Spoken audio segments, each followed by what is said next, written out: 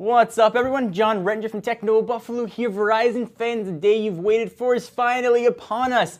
I have in my hot little hand the HTC One 4 Big Red. Let's go ahead and unbox it and see if anything is different from the version we already know and love.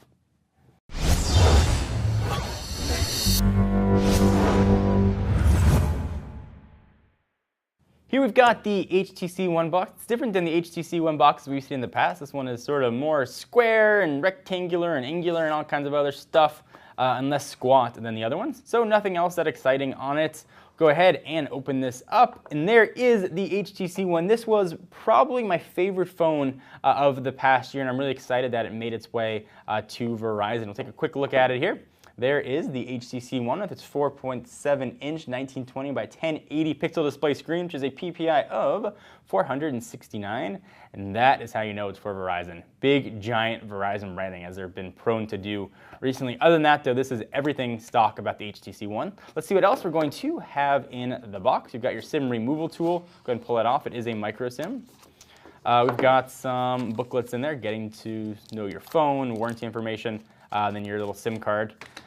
We've got some pretty nice headphones here, and I get some flack sometimes for not opening these headphones up, so I will show you what they look like. These are not Beats, but they do have sort of the red ear tips on them. Pretty decent headphones, actually. I do like the flat cord. Makes kinking a little bit harder. So those are in there. Then we've got just a wall wart and a standard micro USB charging and syncing cable. Let's go ahead and power this guy on, and I'll run you through the specs. If you want to see our full review of the HTC One, I'll annotate it here, and there'll be a link down below on it as well. It still surprised me how quickly these phones usually boot up. We'll see if it's got quick boot enabled here on this HTC One. So again, 4.7-inch 1080p screen. It's running supposedly Android 4.2, some variant, but we'll take a look at that once the phone boots up. It's got a 1.7 gigahertz Snapdragon 600 chip, which is, of course, quad-core, being augmented with 2 gigs of RAM available in 32 or 64. I believe the folks at Verizon sent us the 32 gig version.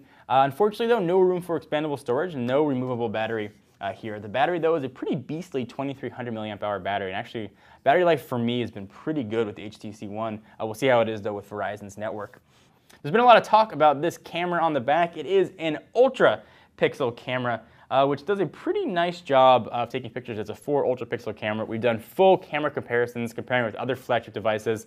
That'll also be linked down below so you can see samples for how that camera works. It also takes 1080p video.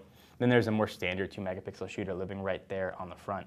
Bluetooth 4.0 and NFC are on board here as well. Let's take a quick look at the phone and see what we've got. We've got Blink Feed, just sort of like a Flipboard-esque way of getting all your information right on your home screen.